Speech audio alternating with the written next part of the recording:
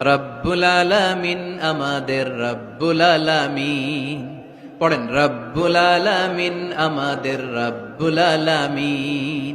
কে দিয়েছে আকাশ নদী অবাক প্রকৃতি, কে দিয়েছে ঘুমন্ত রাত মিষ্টি প্রভাতী, কে গড়েছেন আকাশ মাটি অবাক প্রকৃতি, কে দিয়েছে ঘুমন্ত রাত মিষ্টি প্রভাতী।